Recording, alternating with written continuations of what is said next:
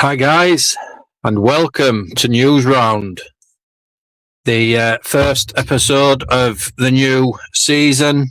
Thought I'd do one just before the season started because there's a couple of announcements that's been happening over the last few days, week, etc. So I'll just go straight into it realistically. So we've got Cam Smith. He's leaving at the end of this season. He could go now for me.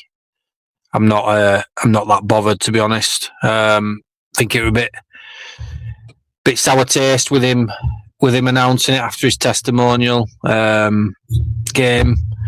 So I'm not that bothered, to be fair. I think he'll do a good job. I think he'll do a good job for Wakefield. Sure, he'll do well for Darryl Powell. But for us, I'm not that bothered, to be honest. He has improved over seasons, but I'm not that bothered.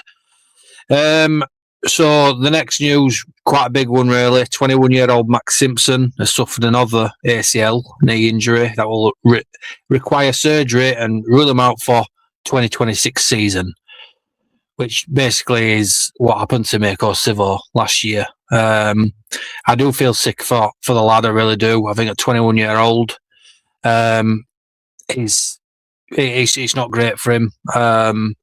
He'd struggled to get into the team as it is. I just think stuff like that, especially at a young age as well, can just ruin your career. And he is actually a good player as well. And it's one of those where I hope he don't become like a Jack Walker or a Stevie Ward, where injuries kind of stop your momentum, don't they? They stop you progressing and all that stuff. So I feel sick for him, I really do, and wish him on a speedy recovery. So that's it for that one. And we've got scans have confirmed forward James McDonnell has an ankle syndesmosis injury that will rule him out for 4 to 6 weeks. So not only are we losing the guy at the end of the season, he's out for 4 to 6 weeks, which is just even worse, really, because we can count on my hand 5 people on my hand. It was certainly one of the 5, in my opinion, that were as standout players for last year. Don't know why because I'm not sat up properly, that's why. He was standout player for us last season, without a doubt. Leeds Rhinos captain Ash Hanley has left the Bradford game just before half-time with a groin injury. Scans and a specialist have confirmed no serious injury, with Hanley set to be sidelined for 2 weeks to recover. So obviously just a precaution. I'm sure it happened last year with him as well. It might give other players a chance. And it's one of those things, you don't want to make the injury worse, or if potentially give him an injury. So probably a good thing there. And winger Chris Hankinson suffered an open nasal fracture in the first half against Bulls, which required treatment and stitches on the day.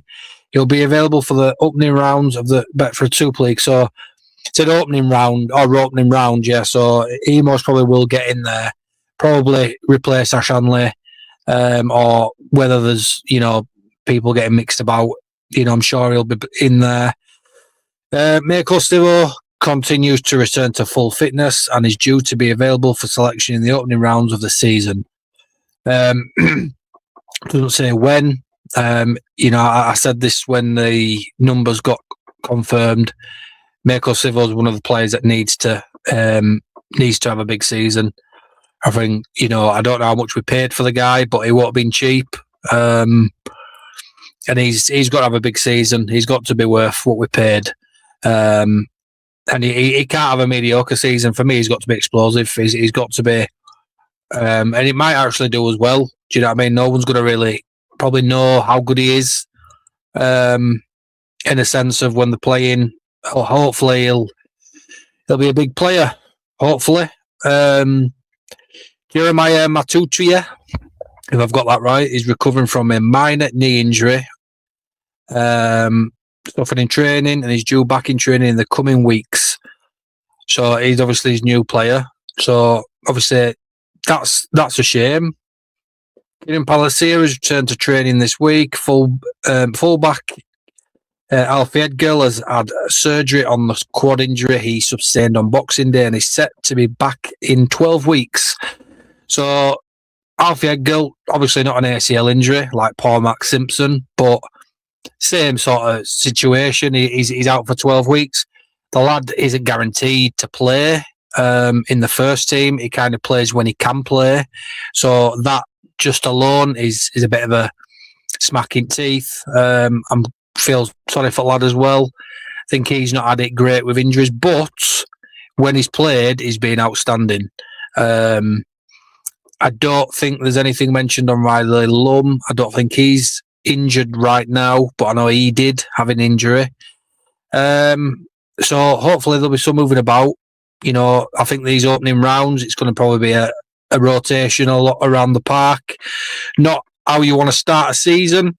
You want all your players to be fully fit going round one. You know, you expect injuries through the season, of course, like anyone does, but you don't expect them before you even start. So that's a bit of a shame for that one. And then this one's not exactly news, but Brodie Croft's contract is up at the end of the season. And it's just said here some things that I want to mention. It's significant, his contract. The uncertainty surrounding his future can affect team dynamics, recruitment and planning. By saying never say never, which is what he said, to a new deal, Croft is keeping his options open, which might influence the club's strategy in the short term. So obviously you've got him and Connor that have now partnered. This will be the first season that they've gone from round one. Obviously we had Frawley for a little bit at the beginning of the last season. So it took a while for us to get a bit of a system going. It would be a massive shame if he ended up going into the year. I think we've kind of got his backbone sort of sorted now. I think interrupting that would just be awful. I really would. I don't really want that to happen. So that's kind of... I've got myself a little mini tablet that I ended up putting my notes on, which I'll use for the season. Try and keep things noted down, so I kind of have something to go off. That's kind of it for News Round. I just wanted to do my first one of the season now, because we had obviously quite a bit of news there, and these things with news just in general, you know, if you don't kind of talk about it at the time, it kind of goes in background, and that's kind of it then. So there were enough to talk about there, and you know, it's all good things. You know, the injuries obviously aren't great, so but we in this podcast we try and bring out people to talk. Like I do try and get people to like communicate with me and try and get some other people's opinions. Obviously, main reason really why I started the other podcast with Two Yorkshire for a Saint, that was so I could get an understanding of other teams, branch out a little bit, which obviously has been very successful last season. That will continue in the coming weeks. That's kind of it, lads and ladies, for my news round. So it's episode 1. So because it is the first one, I think it's easy just to say it's episode 1, because even though the season's not started, it's definitely something to mention. And yeah, we go for the round 1 against York Knights, which obviously is a home tie. Obviously, it's a good game to start with. Obviously, like I've always said before, I keep the Mighty Rhinos podcast and the news round separate. I use this news round for injuries, updates, transfers, bans, etc., and then keep the Mighty Rhinos podcast to the games, so we can talk about what's going on in that actual game itself, because I think we can always go a bit off tangent, which I do kind of do a lot. So this news round just kind of keeps things separate, while still talking about the picture of Rhinos. Obviously, it just kind of breaks it down. So there's always, like I said, if there's ever a question you want to ask me, just message me. Obviously, I'll be doing live streams this season for the first time through YouTube. So this is obviously a pre-record to start off with. Took me a long time to kind of get going, I won't lie. It's one of those things where it's a lot of trial and error, and I do this on my own, as obviously you guys know. And I'm very proud of where I've got to so far. I know it's a slow process. I've never said it were an overnight thing. There's still massive milestones to reach. And I think I'm currently at 420 followers on TikTok now, which is magnificent. It would only, I think, last month, I think I were below, I think, like 300 and something. So it's blown away.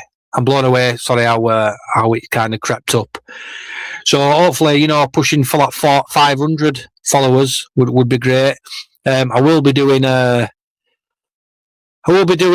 giveaway at some point. I think I might do it at 500, but I'll keep you all updated. I think I might do a Rhinos giveaway, and kind of try and get something out there for people.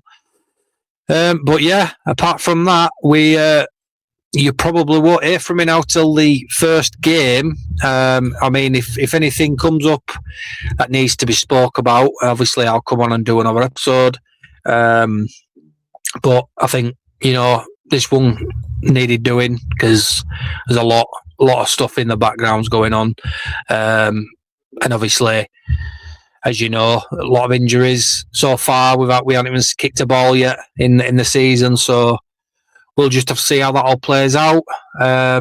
Hopefully, we can get these players back as quick as possible.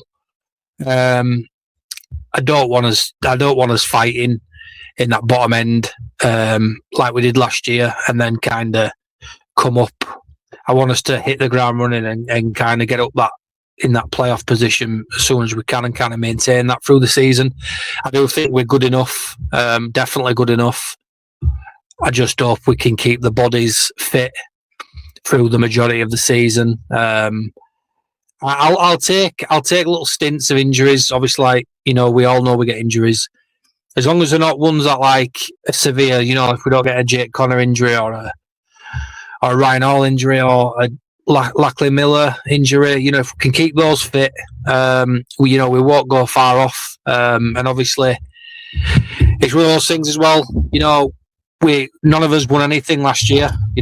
Rovers won all the trophies, so it's one of those where I'm sure not just Rhinos, St Helens, Wigan, they'll all be wanting to get some silverware this year. So it'll be a big season this year. And obviously, considering we've got 14 teams in there now, we're not 12. It's going to be an exciting year. It'll be a really exciting year. So come and join me for round one, which I haven't decided yet whether I'm going to do a live stream of that episode. I most probably will do, because I've got this set up now for it. I most probably will do it. And then obviously, like I say, you guys, I actually would like comments in there so we can discuss comments, get feedback. I don't know everything, and it'd be nice to get other people's opinions on stuff. And even if someone helps me out and says you're wrong, I'd rather someone do that. Obviously, we'll try and keep it friendly. No, don't really want bullying or nastiness going on on the podcasts. Same with the other one, Two York for Saint. When we open up to the public for people to comment, we want it to be clean, nice and clean. No maliciousness. No, and considering, like I say, there's myself, there's Carl, there's Gaz, St Helens and Hull KR, and obviously Rhinos. Some people can be a bit bitter and a bit nastiness, with stuff. We're not football fans. Well, we are, but we're not football fans on the podcast. We're rugby fans, so we tend to keep it clean, and we won't accept, all that stuff going on. So just try and keep it clean, guys. Like I say, we're all here for the same reason. We're all trying to talk about the great game that we love so much, and kind of just go from there. And like I say, just keep with me as we go on this journey for the 2026 season. And obviously, hopefully by the end of the year, we could be looking at potentially some playoff position again. Hopefully we might have some silverware, fingers crossed. And yeah, that's me, guys. So take care, and I will see you on the first game, York Knights. Cheers, guys. Take care.